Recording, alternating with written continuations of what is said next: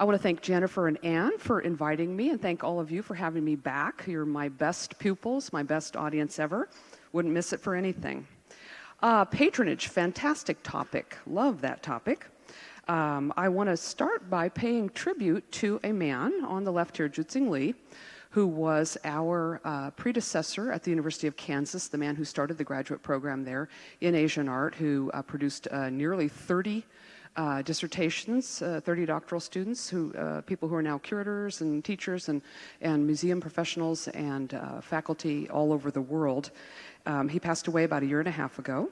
He's shown here in this picture that his son gave to me with famous Taiwanese artist in the center. And then there's Mrs. Li on the right. And I love this picture because I think you all know that behind every great man, there's a really great woman. And that's her. She's terrific. So Zhou Li, in addition to starting the graduate program at Kansas, for which we are indebted to him, was also the first person to start the study of the history of patronage in Chinese art. I have on your study guide here a collected volume that he edited of pieces. Many of them are quite short. A lot of them are kind of abstracts of the dissertations of the students that put them together from all kinds of schools, Berkeley, Yale, on, as well as Kansas. And so Zhou was the person that really began our examination of patronage in Chinese art.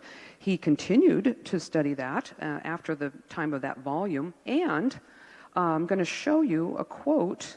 You can look this up yourself if you have access to this database. He turned out to be the author. I thought this was interesting. I didn't know this before. I searched this, of course, to come and speak to you all about this topic. Searched online on the Grove Art Online, China, patronage. Searched those two words. And here up came this entry that had been written by Zhou. And I bring in you here the opening words of this, because I think they're just perfect to set us off in this series. I think that what I can do for you best today is to give a little bit of a foundation, get us going, thinking about ideas of patronage, and then also to try to sketch out the complexity of the topic. The idea of patronage at first blush seems like a very simple thing, but in fact there are a lot of components to patronage, and we can start out today with that, and that of course is going to be what will occupy you for the next however many weeks. Wish I could be here for the rest of these talks with you. I think they're going to be really, really outstanding. All right, so what did Zhou write? He says, early court patronage was an expression of the power of rulers over the economy. For kings and emperors controlled material resources and could command the work of craftsmen and artists. I like this as I think that a lot of patronage issues come down to power. Not all, certainly, but particularly court patronage is going to come down to that frequently. Although I believe that what we will talk about in the second half today isn't so much an issue of power in a public way, but power in a spiritual, personal way that an emperor was interested in. More about that later. So, expression of power of rulers over the economy. And then he sketches out two aspects of this that are really key, at least are of great interest to me, let's put it that way. The notion of material resources. And I want to start with our first half today. I'm going to talk about examples of three different types of material resources. There's just straight up cash. There are, second example is going to be personal belongings that someone used to pay for something. And our third example is going to be, interestingly, it's kind of a case of regifting in the 9th century. Okay, so material resources are a key component of patronage. Unless you make the work of art yourself, you're going to pay somebody to make it, generally speaking. Unless it's in some kind of a friendship or reciprocal exchange, and that's another topic for another series for another year, okay? The second part of this is command the work of craftsmen and artists. And this is another type of patronage where there is not an exchange of material goods. There's not a payment or a giving of a material object, but rather there is an employment relationship. And the first object that we're going to look at is that. There's not an exchange of money. There's no statement about that at all. But what there is, quite obviously, is the power of the ruler to simply, and not even directly command, but just have it be that there are imperial workshops. Their job is to produce stuff. The emperor is the implied patron, but never specifically identified as the patron. So this is another kind of patronage. Patronage that goes on as a daily bureaucratic matter. It is not a specific fiat by a given ruler, but rather it's just the standard operating procedure of the palace. So we'll look at an example of that. All right, my focus for the first half of today is inscriptional evidence for court patronage. Now, I love inscriptions, and that's what I'm going to focus on. Other people in our series are going to focus on other aspects of this. One of the things I like about inscriptions is that they frequently explain the object that they are found on. Sometimes it takes a little detective work to figure out what they're talking about, but they will give you information. And what is this information about? I'm going to highlight 3 aspects of patronage here. First of all, commissioning a work of art. That's probably what we immediately think of when we think of patronage. You commission a work of art to be made. But there are 2 other really important aspects of patronage that I know are going to be spoken about by other speakers in our series too. The second is what I'm terming giving and receiving. So we're going to see several examples of that, of things being given, things being received, even my example of regifting in the 9th century, that giving and receiving of objects is an important aspect of patronage, to my belief. And thirdly, collecting. Collecting. That, I would say, is an aspect of patronage that is not necessarily from the original patron. It is not necessarily an act of giving or receiving, but the notion of collecting objects is a form of patronage as well. I am not going to be speaking too terribly much on that today, but I know that other people in this series are going to be addressing collecting, and I know that many of you are collectors and are interested in that topic. So, inscriptions are wonderful in that they give us oftentimes a history not only of the commissioning of the piece, but of its later life. The giving, the receiving, the collecting of the piece is sometimes found in a succession of inscriptions. Now, the first object that we're going to look at today is a really good example of how the history of the ownership of this is an important aspect of its life, its patronage. And I want to recommend to you, this book is on your study guide, but I have it up here again, Anthony Barbieri-Lowe's work called Artisans in Early Imperial China, which is where I got the information that I'm about to share with you about inscriptions on a Han Dynasty piece. But this also highlights another aspect of patronage, which is the artists. You can patronize all you want, but if you don't have an artist to make your thing, you're not going to have a thing. So obviously the artisans are another huge key component of that. So I highly recommend this book. Extremely interesting. What piece am I talking about? Let's go ahead here. This is an object that you might be familiar with. It's one of the superstar pieces from that explosion of archaeology in China in the 1960s. This piece was found in the tomb of Dou Wan. Her name is up there at the top. She was a royal princess, died sometime between 118 and 113 BCE. She was the wife of a Han prince, Prince Liu Sheng, who did in fact die in 113 BCE. There are 2 tombs. They had 2 rock-cut tombs that were accidentally discovered up in the north part of China, in Mancheng, in Hebei province, in 1968, and excavated there. And of course, there's this, huge, lavish expenditure, wealth and stuff that was put into both of their tombs. And these pieces are subsequently very, very famous. Here's our, I always call her a lamp, but I learned in reading Mr. Barbieri-Lowe's book that she's not actually a lamp. She's a candlestick. Yeah, right? I thought that in here that was supposed to be an oil lamp with a wick. I don't know where I got that idea. But it isn't. There's supposed to be a tallow candle placed in there. Okay, so what is she? She's about 19 inches high. She is bronze, cast bronze piece, made in several pieces. The head and the sleeve are separate. The aspects of the candlestick are all separate. And then her golden surface, a fire-gilded surface, is partly worn away here, so you can see the bronze underneath that. She's, of course, extremely lovely, classically pretty face there. You can just look at her forever. Now, the story of the making and the ownership of this lamp is actually told on the inscriptions, and this is what I learned from this wonderful book. I can't show you a picture of the actual inscriptions because I don't have one, but I know where they are.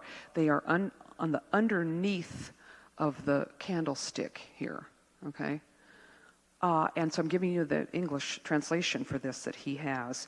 There's a succession of statements on here which are quite interesting. At the top we read, the controller of the imperial bath of the Changxin Palace. Okay, that's interesting. The Changxin Palace was the residence in the Han of the empresses and the empress dowagers. So a specific place for the ladies. That tells us immediately where this was made. It was made in the imperial workshops in the imperial city. If it's made for the residence of the empress, that's where it's made. Who was the patron? Of course, the obvious question. The patron, generally speaking, I suppose, is the court bureaucracy. This would be an everyday object in use. So you need a lamp to see by. Was it sponsored for a particular empress? Could be. Perhaps it was specifically sponsored for the empress's palace, not for any one particular lady. We don't really know. The next thing that we learn is that it gets bureaucratic, even more bureaucratic really quickly. It says the capacity inside for the tallow candle is a little under 1.5 sheng, which just would tell you what replacement bulb you needed when this went out, right? Okay. Weight, the next thing is the weight. Now, this is very commonly encountered. Objects that were produced in the imperial workshops often have the weight of the metal inscribed on them. And typically, each piece of an object would have the specific weight incised on it. So this just has, I guess, the overall 6 jin is the overall weight for our girl here. And then the last piece of information, which is the one that just blew my mind. The last piece is the number 189. Now, at first I thought, okay, well, the pieces are numbered. In addition to being individually weighed and inscribed, the pieces of things made in the imperial workshop are often numbered. But then I got to thinking, this piece doesn't have 189 pieces to it. The head is separate, the bottom of the candlestick, the slide that triggers the direction, her sleeve, those are separate pieces. So maybe there's 5 or 6 pieces. There are not 189 pieces in this object. And then it hit me. This object, which is, of course, displayed and, exhibited as this unique, beautiful thing, there were at least 188 others. Oh my gosh. Of course, it makes perfect sense. You got a whole palace to light, right? Okay. A second inscription in the same spot was added at a later time. And this, I do have a picture to show you what this looks like. Clearly added at a later time after the Changxin Palace. Currently located, it says, currently located in the bedchambers supervised by the Palace Servant Bureau. This inscription is also seen on the hem, so we have 2 of these. Palace Servant Bureau. This was a group of 20 eunuch officials who supervised the clothing and the other personal items for the imperial family. So, in other words, this was moved to the bedchambers of the emperor. It has now come out of the empress's palace and has been moved to, and duly notated, the palace of the emperor. What happens next? Another set of inscriptions. This one, can you see right there? That is right up there on the top of her sleeve. There are actually 6 of these that all say the same thing on various pieces of the lamp. The House of Yangxin. Okay, who is this? The Yangxin princess was the oldest daughter of Emperor Jing. So now we're beginning to get a date here. This is going to put this to around the year 150 BCE that she came into this. Now, who gave it to her? I don't know. Maybe her father, perhaps the Empress Dowager, her grandmother. Anyway, somebody gave her this lamp, and it was duly inscribed on the piece that it now belonged to her. A few years after this, she gave it to her younger brother, Who was that? That was Liu Sheng, the husband of Zhou Wan, whose tomb this is found in, and it may have been given on the occasion of their marriage. This is something that Barbieri Lowe speculates, could have been given then, and then ultimately, when she died, it was placed in her tomb. So we have quite a nice history to just recap this. Made in the imperial workshops, one of at least 189 of these lamps, sent first to the Changshin Palace for use by an empress or empress dowager, then gone to the emperor, who then gave it to his oldest daughter, who then gave it to her younger brother, who then gave it to either his wife in life or in death. Now, these inscriptions were written by who knows who. We don't have any idea. So let's look at some inscriptions by people who we do know who they are and what they are saying. And I would like to go back to earliest times. We're going back to practically the beginning of writing and the beginning of inscriptions on bronze vessels, bronze objects that tell us something about patronage way back when. We're going back to the early Western Zhou dynasty with this wine vessel. It has a name. It is called the He Zun. A zun is a wine storage vessel. This one is about 15 inches high. It was found west of Xi'an, where a lot of the Zhou royal tombs and caches were found. Now, on the inside of this beautiful thing is an inscription that tells us the history of the patronage, a record of the patronage of this particular work of art. Now, I can't read this, perhaps you can, so I'm going to have recourse to a lovely English translation. Here we go. It was at the time when the king began the building of Chengzhou, which is a city called Victorious Zhou, and offered a fu sacrifice in the hall of heaven to his father, King Wu. Okay, immediately we know who this, what's going on here. This is King Cheng. This is the son of King Wu, so we have a time frame right away to his father, King Wu. In the 4th month, on the Bingshu day, the king was in the Jing Hall, and he exhorted me. Okay, now we have the speaker. Exhorted me, saying, in days past, your late ancestor, Gong Shi, was able to serve King Wen. Okay, this is King Wu's father, so the grandfather of the current king. King Wen accepted the great mandate, and King Wu carried out the conquest of the great city of Shang, announcing it to heaven with the words, I must dwell in the center, and from there rule the people. Now take heed. You must cherish the memory of the services that Gong Shi rendered to heaven. Sacrifice to him with reverence. Our king has indeed a virtuous character, compliant to heaven, an inspiring example to my own feebleness. When the king had concluded, I, He, was given 30 strings of cowries. Now you know that's just cold hard cash, right? Yeah. Which I have used to make this vessel for sacrifices to Gong Shi. This happened in the 5th year of King Cheng's reign, that is to say 1038 BCE. Now, I love this inscription for 1,000 reasons. It's got a whole lot of good information about Zhou beliefs, etc. in it, but in terms of patronage, I really like this because as I was thinking about this before I came here to talk with you, to my eye, this is kind of a double act of patronage, right? The king gives the cash, the cowrie shells, to He, and then He obviously gives that cash to somebody who can make this bronze, and this thing is turned out with the record on it of this double act of patronage. Now, obviously, the context for this is ancestor worship, very, very patently. How about if we move a little bit forward in time and get into a Buddhist context and look at, I have a couple of examples here of some patronage in a Buddhist context. So we will leave Xi'an. We were kind of right out here with our bronze vessel, and we are going to go in toward Luoyang. And south of Luoyang, we're going to go to the Longmen grottos, and we are going to move up in time to the late Northern Wei dynasty. So that means we're going to be in the late 5th century, early 6th century.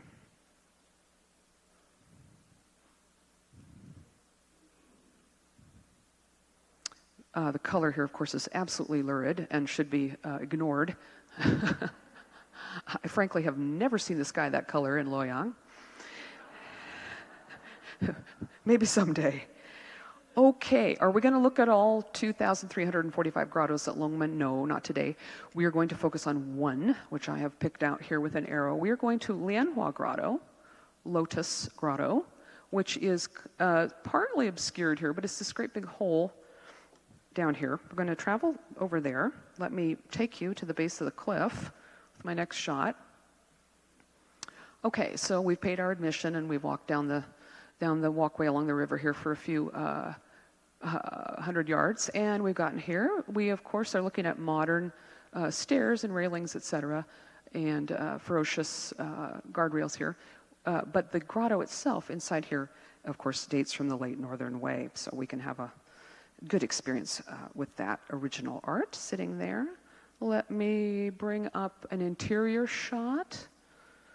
Now, the floor of the grotto has, I think, been redone, frankly, and shored up because there's a lot of erosion.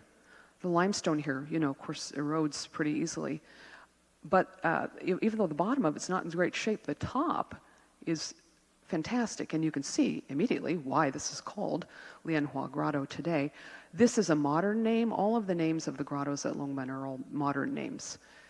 They, of course, had different names back when someone patronized them. They were naming the thing is a key aspect of patronage. It's super important what you call something. And if you're going to be dedicating it to your ancestor or celebrating the Buddha or whatever it is that you're doing, that what you call your act of patronage, what you name your shrine, what you name your painting or whatever is actually a really big deal.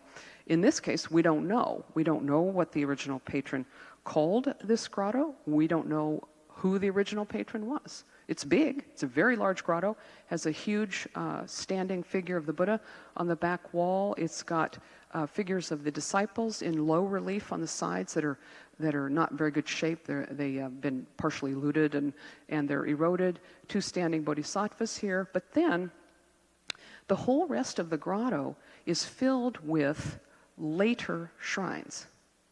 I'm going to zoom in here just a little bit closer. I'm going to focus in on this part of the wall here. So the original program are the large figures. The one on the back, the disciples. This is Kashyapa. His head is looted, but the rest of him is still there. The head of the bodhisattva looted also, but the figure is mostly still there. This is the original program of this. We don't know who the donor was. We don't know what the intent was. But all of this other stuff that you see here, all in through here, all of this is all added later. These are all individual shrines added by later patrons for whatever reason they chose to do that. And most of them do not have inscriptions, so we don't know why they were added, but some of them do. Hence my book. I'll just shamelessly tell you that's on your reading list there. Okay, so we are in the sidewall. Where am I going? I am going right down here. Let me circle that up for you. I'm headed for this little shrine here. You may actually recognize this shrine. Let's really get onto it frontally here. Boom, there we go. We're talking about, the edge of it is up here. It's got curtains up above. There is the debate between Manjushri and Vimalakirti is an extremely common Northern Way topic. Wedged up here, Manjushri is up here. No, that's Vimalakirti. I take that back. Or is it? No, that's Manjushri. There's Vimalakirti over here. They are talking to each other across this space. Then we have this oji-shaped arch here with 7 Buddhas of the past. Here's the seated Buddha in the center, and it includes these guardian figures. This one is still here. This one has been looted. And, most interestingly, the inscription beneath it that dedicates the thing. So you might recognize this shrine if you have a copy of Sherman Lee's textbook, A History of Far Eastern Art. Yeah? There was a day when I had the figure number of that memorized. It's in there. Sherman Lee chose that because this is a classic example of Northern Way drapery, right? The spilling waterfall effect of the drapery over the front of the shrine.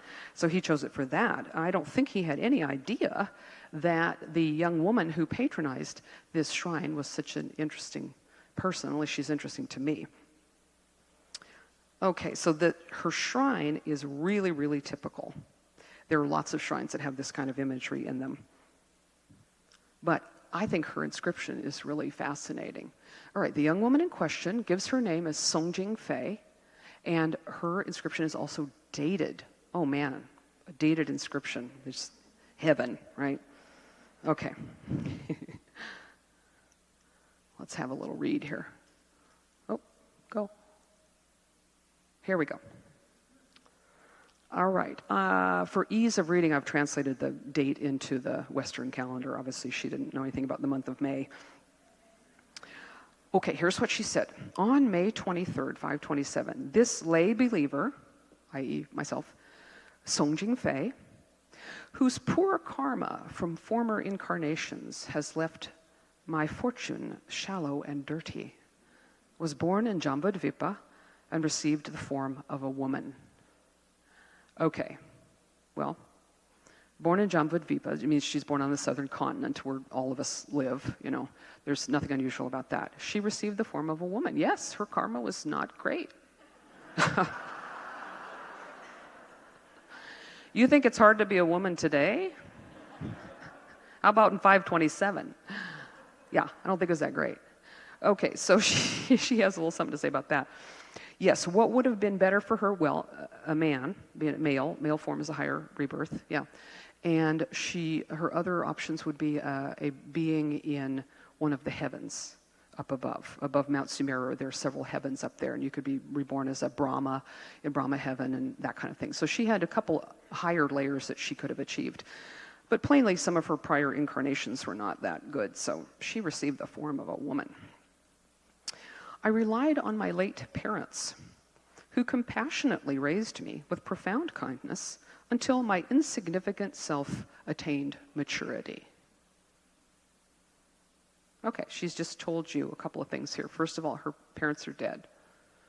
So we're immediately starting to get the flavor of who this shrine might be for, you know. Second thing we learn here. All right, they compassionately raised her with profound kindness until her insignificant self. That's interesting because you remember that He spoke of his feebleness. You know, it's very common to speak of oneself and these things as extremely, you know, bug-like, right? Until my insignificant self attained maturity. How old is she? What was maturity? What was the age of maturity for someone born into the form of a woman in Northern Way society? 12. Okay, yeah, 12. Okay, so she is at least 12, but I'll tell you what, she ain't much older than that. You know why I know that? Look at her name. Does that say wife of, you know, Zhang whoever or whatever? No, it doesn't. It doesn't. Now, I can't parade in front of you the hundreds of other inscriptions by women at Longmen, but I can assure you that if she were married to somebody, that man's name would be there. Yeah. So she doesn't say that.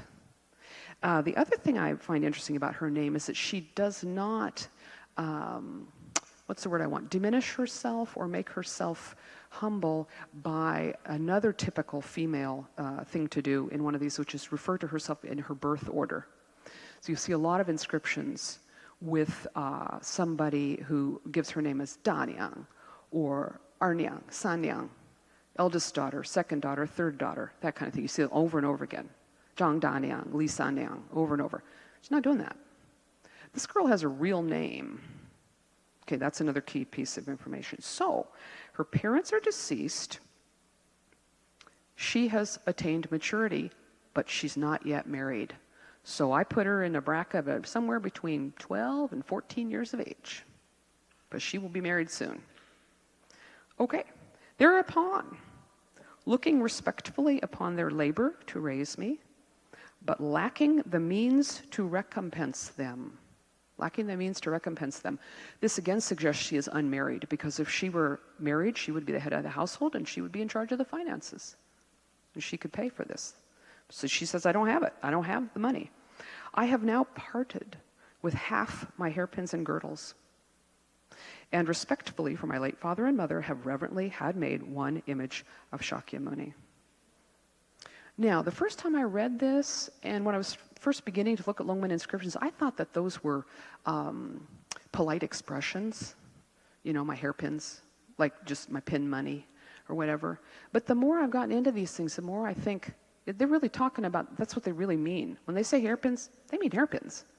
So she gave some of her stuff, her personal, jewelry and clothing. She gave this for the making of the shrine. And then she has, this is a very typical prayer at the end of it, with this bit of merit. In other words, again, downplaying it, this bit of merit. I pray that my late father and mother may be reborn in the land of marvelous joy in the West, there to meet the Buddha and hear the Dharma. May all those with form share in this blessing. That's a very typical ending for this. Okay, she fascinates me. I love this girl, and I wanted to find out more about her. She is orphaned, but her name and the fact that she had these personal things that were worth enough money to sell or to trade to the craftsman to make this shrine makes me think she's a high-ranking person, maybe from an aristocratic family. Here's what I was able to find out, and you can feel free to disagree with my theory or go with it. Okay. One of the many tombs that was excavated in the Luoyang area, all of the Northern Wei aristocracy were buried in that area. One of the many tombs there exposed an epitaph of a young woman whose name is Song Lingfei. Now, Lingfei is very interesting to me. We learned several things from her epitaph. We learned that she was born in the year 513, that she was married at some point. I'm going to guess when she was 13 years of age, probably. She died in 533, so she did not have much length of life there. We also learn in that epitaph that in 525, her father, Song Wei, who was a high-ranking official and aristocrat in the Northern Wei government, that he died. We also learn from her epitaph that her mother was already dead at that point, and it also said that she raised her younger sisters in Luoyang. Okay, you can see where I'm going with all of this. In my view, Jingfei is the younger sister of Lingfei. Okay? And I think this kind of works. And not only do they have the rhyming names, they both were from Luoyang. They both had their parents were predeceased before the time of 527 when she did the inscription. And I would say they're probably wealthy if they were aristocrats, and that Jingfei's hairpins and girdles were probably, not made out of copper and cotton, if you know what I mean. So she probably had something worth selling. Okay, now, we were just standing in the mouth of Lianhua Grotto, and I want you all to turn around, and I want you to look across the river. And that's what you're going to see. The eastern hills of Longmen, the western hills are the cliffs with the grottos. On the eastern side, there are some grottos, but it's mostly monasteries on the eastern side. This is Xiangshan Monastery, a modern version of it, of course. And I'm going to discuss our last example. This is my regifting example.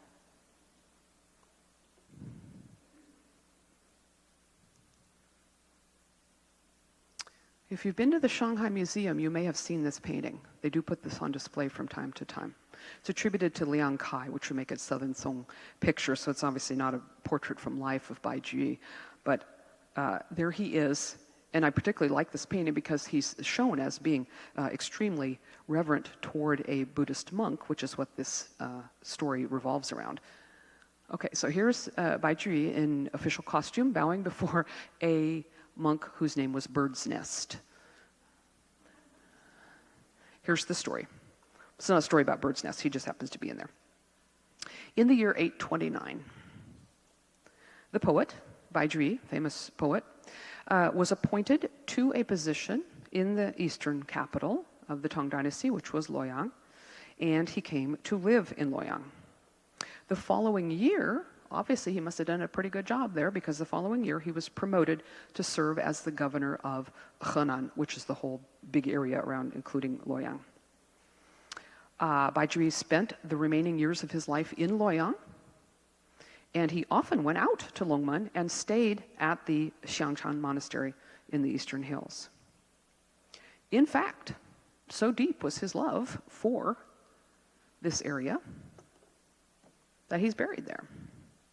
This is Bai Juyi's tomb, nicely restored in modern times.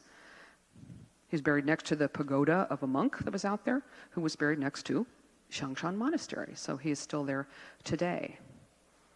Now, at the time that Bai Juyi was traveling out to Xiangshan, the monastery that he was traveling to was, by this time, a little over 100 years old. So you can imagine what it might have looked like if there hadn't been a lot of repair and maintenance going on over 100 years. And I think this, in fact, his record of this situation indicates that it was not good. Obviously, Bai Juyi is a devout Buddhist. You can tell that from his attitude toward Bird's Nest. And he was quite pained by the conditions at Xiangshan Monastery, and that's what we're going to read about in this work that he wrote about what happened here.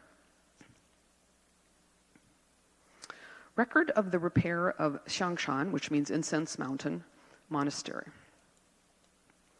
Of all the scenery in the environs of Luoyang, Longmen has the best. And of all the scenic spots to visit among the 10 monasteries of Longmen, the best is Xiangshan Monastery. Yet, Xiangshan Monastery was for a long time in ruins. Its towers and pavilions were broken and tumbled down.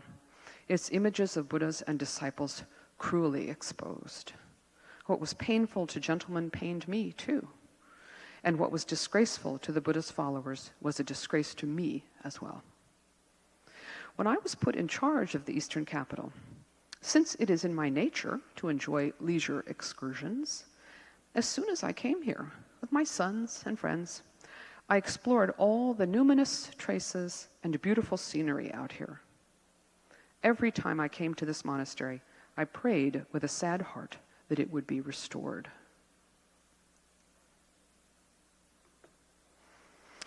It has been 7 or 8 years since I had the good fortune to be made master of this area, but it was only this autumn that I could make good on my first intention and fulfill that prayer. It appeared to be fate that this result should be realized. Okay, here comes the sad part, so get ready. Alas, when I was young, the late Minister of State, Yuan Weizhi, and I formed a friendship for life, with profound feelings that were predestined by cause and effect. In the autumn of last year, when Weizhi was going to be buried, I was entrusted with composing the text of his tomb epitaph. After I had finished it, Mr. Yuan's father sent his slaves to bring me a horse saddle made of silk brocade and silver plate with a jade belly band, which was worth about 60 or 70,000 cash as a gift to thank me for the epitaph. It's a huge amount of money. As I thought about how our lives were now separated, though I could never have refused to write the epitaph, I could not accept this gift. So it went back and forth a couple times between Qin and Luo until in the end there was no alternative but to keep it, and so I donated it to this monastery. After I asked the wise monk Qingxian to manage it, he appointed some competent men to make all the arrangements for the refurbishment. They started with the pavilion in front of the monastery, the bridge that leads up to the monastery, and the 7-bay covered walkway that leads from the bridge. Then they went on to the stone tower and the 6-bay covered walkway that leads to the stone tower. Then on to the 11-bay great hall on the east that holds the Buddha shrines. Then next to the hall for guests on the south, which has 7 rooms of different sizes. Everything that had fallen was set aright. Everything missing was replaced.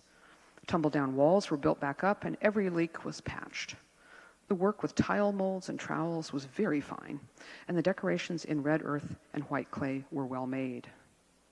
Although it seemed like it was refurbished in just a day, it took more than 3 months to complete.